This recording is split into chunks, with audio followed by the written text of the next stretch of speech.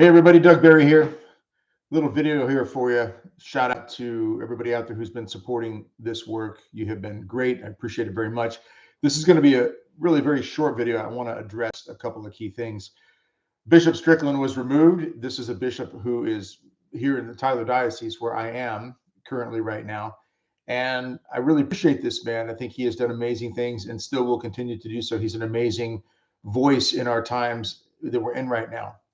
But I wanted to say something about his removal. There's a lot of speculation, a lot going on out there right now, talking about just exactly what it is that is happening here.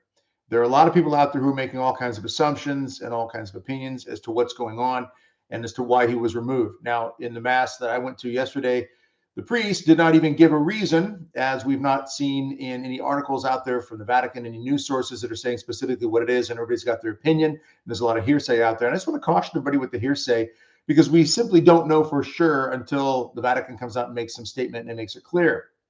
But it's pretty safe to assume, and many people out there are writing about this. Kevin Wells recently wrote an article for Crisis Magazine, as well. Many others out there, journalists who are putting forth their opinion and their view of this. And I think there's a lot of really strong points to consider there.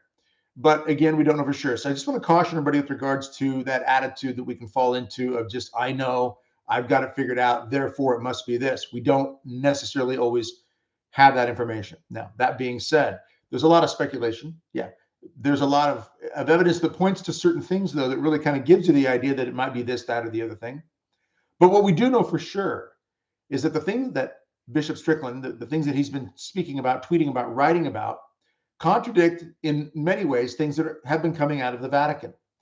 Now, I've tried to be very careful with regards to my comments or my statements, my attitude, and Father Richard Heilman and I on the U.S. Grace Force podcast have tried to be very careful with regards to the things that we say about the Vatican, about the Pope, because I don't want to fall into the name calling. I don't think that's right. I don't like the Catholic bashing that's going on. I don't like the division that's being, spread in many ways, even among Catholic laity, Catholic apostolates and ministry work that's out there.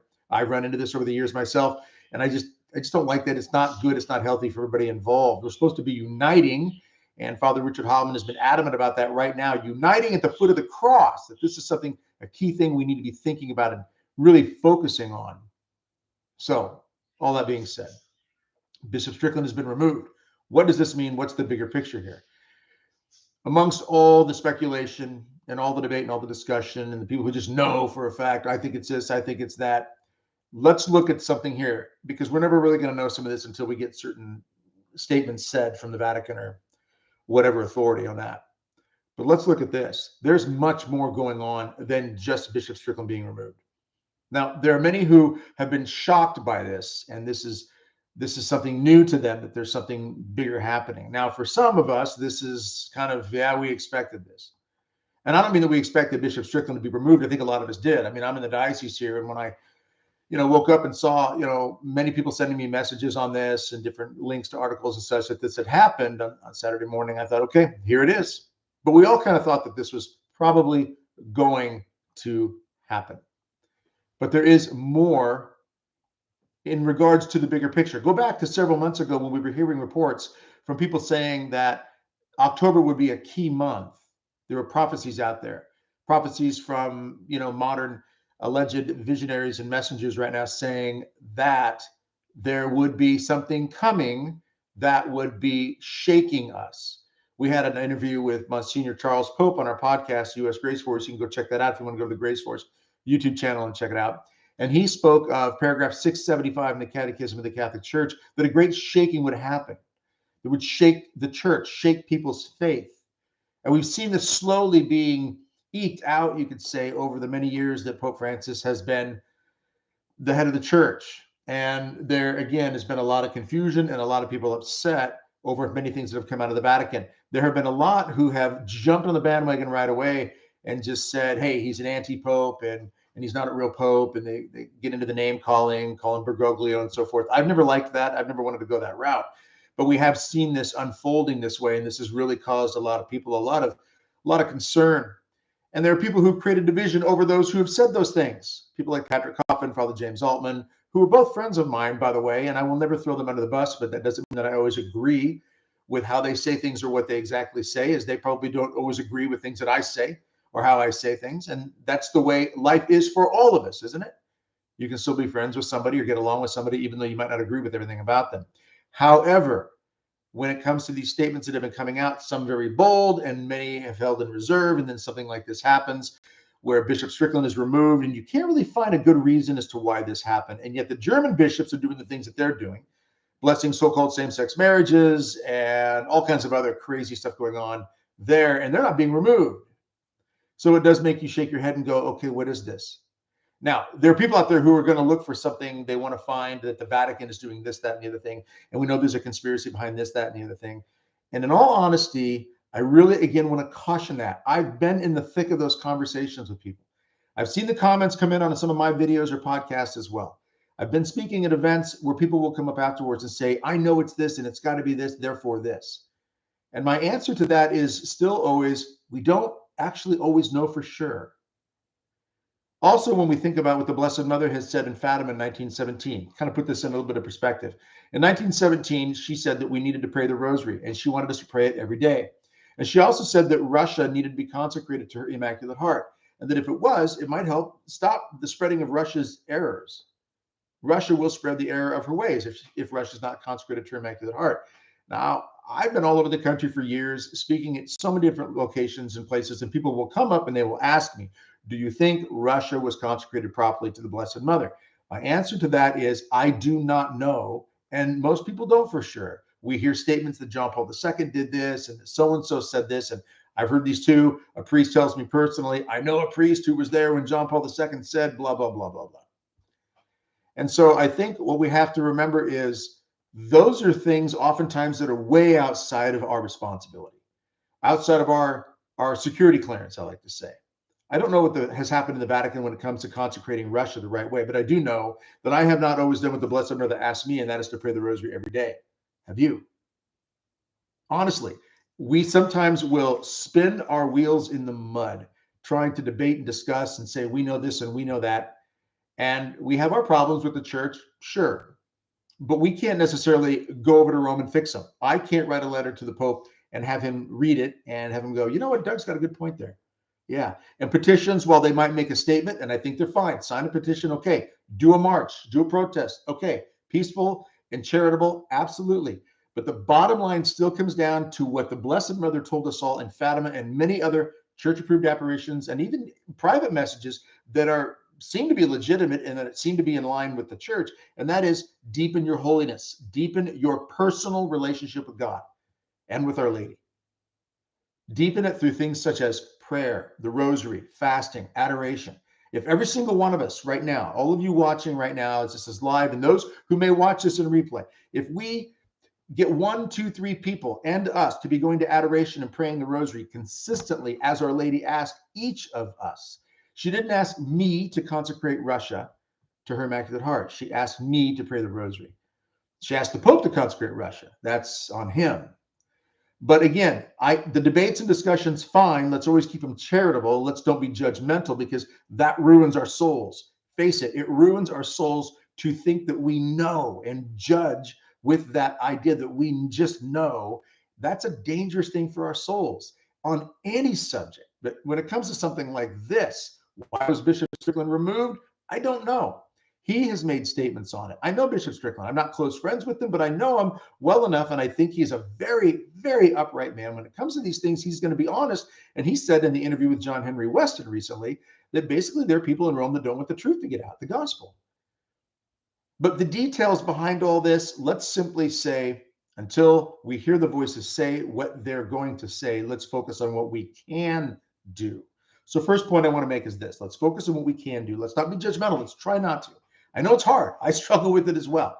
But let's deepen our prayer. Let's get before the foot of our Lord in adoration. Let's make sure we're getting some fasting in, adoration time, rosary, consecrate ourselves to our Blessed Mother, to the Immaculate Heart of Mary, and to the Sacred Heart of Jesus. Let's do these things, the 5 first Saturdays, the 9 first Fridays. We can all do those things starting right now. And then one other thing I'll say is this. If you work on a farm or out in the country, anywhere ever, if you've ever done this and you're digging through a wood pile, whether you're getting lumber out of something for some project, or you're digging through a garage or whatever, you kind of start to expect that there's going to be mice or snakes somewhere in that wood pile.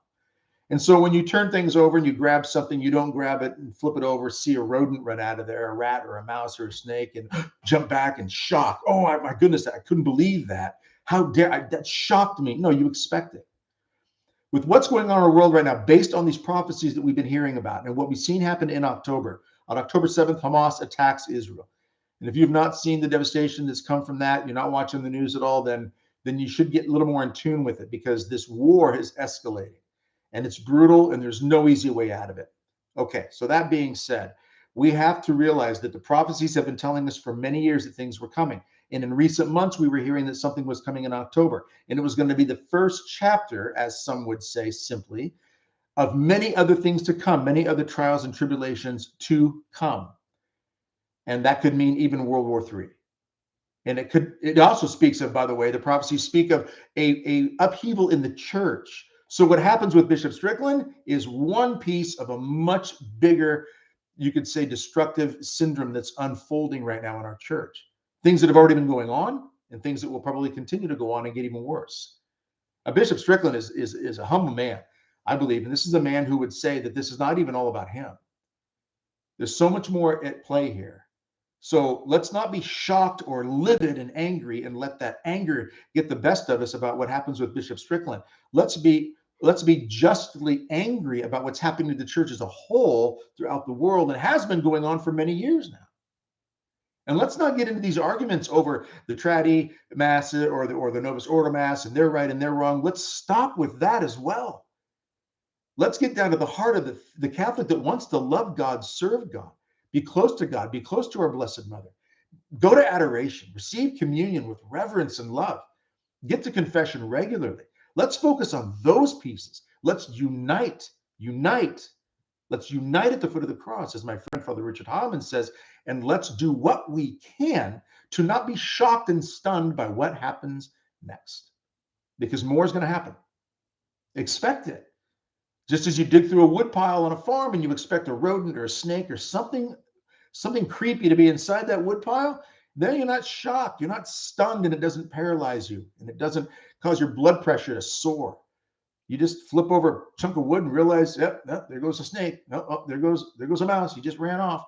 Well, there goes another violation in our church. There goes something else. Now they're talking about blessing so-called same-sex marriages and all this sort of thing, and people are stunned by it.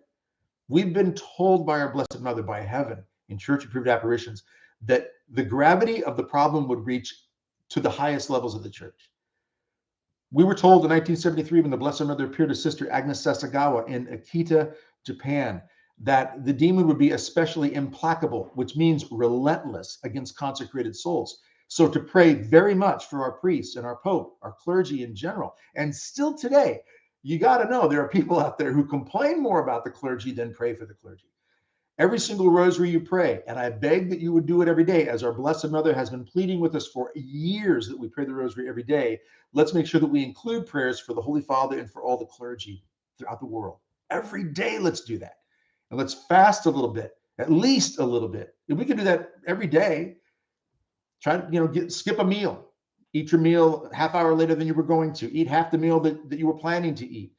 Drink water instead of a soft drink or tea or coffee, whatever it might be. Find some way to mortify, some way to sacrifice, some way to bring some sort of suffering or sacrifice into your life, and offer it up for our clergy, for our church, for the faithful, for the laity out there, so that we are not so shocked and so stunned by what's happening that we either turn away from the church, or we become discouraged and depressed and down and anxious and upset and livid and all these things that we're hearing about and seeing in the comment section about what happened to Bishop Strickland. Who really, honestly, is stunned by this? I mean, really. He's one of the few bishops who is speaking out openly. And we see from the Vatican that this is not what they like. And I'm not putting down the Pope. I'm praying for him every day. I don't agree with a lot of what's coming out of there. I know it's not right. There's a lot of stuff that is way, way off. We know that. But let's get past the stunned, shocked, paralyzed feeling. We're flipping over wood in a wood pile. We see a snake or a mouse. Yep, there it is. Now, you still want to deal with it? Yes. the appropriate way, pleasing to God, and in a way that helps other people unite and not lose hope. And this church is much, much bigger. This church that God gives us is much, much bigger than a bishop or a pope or even you or me. It is something that it is for the world. It has an eternal aspect to it. And let's never lose sight of that. Remember Martha and Mary. Okay, Martha's running around the house, and this is in the gospel, and she's all worried about this, that, and the other thing. And Mary's sitting at the foot of Jesus. And when Martha complains to Jesus a little bit, what does Jesus say? You're concerned about many things. And not that they were bad things, in fact. I mean, she wants to be a good hostess of what's going on in the home. But Mary has chosen the better portion, and she will not be denied this. In other words, the better portion is to be at the foot of Jesus, to be at the feet of Christ in prayer. And then, of course, action is necessary. There are people out there who think, well, you can't just pray through these things. I agree. There needs to be some sort of Holy Spirit inspired, tangible, practical, fruitful, efficacious action. Let's be careful, though, with that action that it doesn't become destructive and more divisive. And that's a tough call. And no one has I don't think anybody has the exact recipe or answer for that. And everybody's got their opinion of what they feel should and shouldn't be done. And I'll simply say this, that when Jesus talks about the servants, 5 talents are given to one servant, 2 talents are given to another, and 1 talent is given to a third. And those talents, they have to do whatever they're called to do with those talents, but they're not all given the same thing. You and I are not called to do the exact same thing, but we are called to do something when it comes to action and so forth. What we are all called to do is pray. Every single one of us is called to pray. Now, the Blessed Mother is the one that asks us to pray the rosary. So it's kind of hard to say no to mom when she's asking us all for the sake of bringing peace to the world and averting war to pray the rosary. So let's get our rosary prayed.